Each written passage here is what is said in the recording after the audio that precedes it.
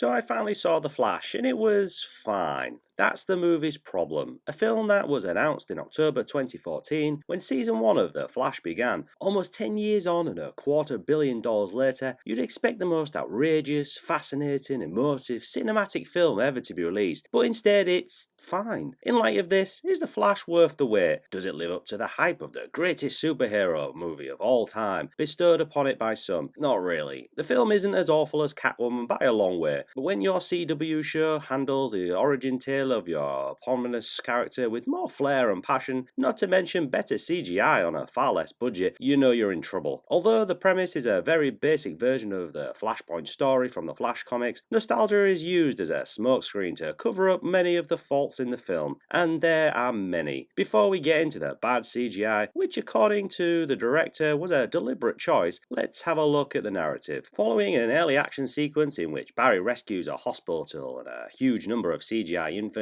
Barry Allen discovers that he can truly turn back time by sprinting at super speed. Barry decides to travel back in time to save his mother and prevent her from being murdered, therefore saving his father from his fate. Barry is still tormented by his mother's death, which his father was accused of causing despite the lack of evidence. Allen's attempts end very badly and subsequently create a world devoid of superheroes. The only problem is that Zod is about to descend on Earth and unleash total destruction. As time runs out, Barry Allen comes home and runs across his younger, more annoying self. They set out to prevent the future from happening and make up for the wrongs done by the older Allen. So that's the basic story. Let's get back to the CGI. Towards the beginning of The Flash, Barry Allen is dispatched to evacuate a falling hospital in Gotham City. The worst happens when the foundations collapse, throwing a whole floor of newborn infants and a sobbing nurse out the window. He uses his ability to save victims from the falling wreckage. The entire situation comes to a halt and begins to move in a slow motion as Barry goes through it at regular speed, while putting a burrito in a falling microwave to replenish his dwindling energy. It's an interesting concept that Barry must replenish his energy to keep moving at the speed he does, and even has a device on his wrist that tells him what his energy levels are. You'd think that given this is the opening of the film, it would have a huge bearing on the plot later, yet it never comes into play again. Anyway, Barry rescues the fallen infants using a gurney and microwave. Unfortunately, everything appears to be weird. However, this was apparently intentional. Director Andy Muschietti stated that the idea, of course, is we are in this perspective of the Flash, he says. Everything is distorted in terms of light and textures. We enter this water world, which is basically being in Barry's POV. It was part of the design, so it looks a little weird to what it was intended. To Muschietti's credit, the rest of the film's visuals effect looked to be similarly bizarre. However, when compared to what was already being accomplished with fast-paced sequences in superhero films, his reasons fall flat. The concept of fast-moving superheroes moving normally while the rest of the world slows down around them is not new, but X-Men Days of Future Past gives it a new spin. Quicksilver, the mutant with superhuman speed played by Evan Peters, first appeared in 2014 picture. However, it might be argued that the moment in which he first demonstrates his skills altered the way these sequences could be performed. In Days of Future Past, time moves at glacier pace, while everyone and everything appears to be frozen in place. Quicksilver quietly pulls on his glasses and continues working. It's one of the greatest, most aesthetically imaginative representations of accelerated speed in film history, inspiring Zack Snyder's portrayal of Ezra Miller's Flash and Justice League. On the other hand, the slow-motion speedster scenario in Snyder's version was accompanied by muffled cries and lightning bolts. However, the Quicksilver sequence from Days of Future Past and Snyder's earlier depictions of the Flash in the Speed Force show that these speedster moments don't have to be nasty. Muschietti may not have required to replicate Snyder's grayscale aesthetics for the Flash, but he might have done so by looking at what has already been done and does not need terrifying CGI ghastliness. Another strange feature of Barry's speed is that he cannot physically move people, only nudge them in the right direction. You'd think this would have some ramifications later on, like Barry's energy watch, but no, it's just a setup for a joke when younger Barry moves older Barry at speed, so he excessively vomits like the puppet in Team America. It's not all bad. The Flash's subtle geek humour is one of the movie's more endearing elements. One such incident is when Barry discovers that Eric Stoltz, rather than Michael J. Fox, performed the major part in Back to the Future. Because Stoltz did film multiple sequences for the film, but was ultimately deemed too unfit for the role, Fox took Stoltz's place. Therefore, it's entertaining to witness Barry interact with his earlier, nastier parallel self and gain insight into how patient the Justice League members have been with him as he gained his abilities. Keaton clearly enjoyed picturing Bruce Wayne as an elderly, long-haired hippie. You want to get nuts?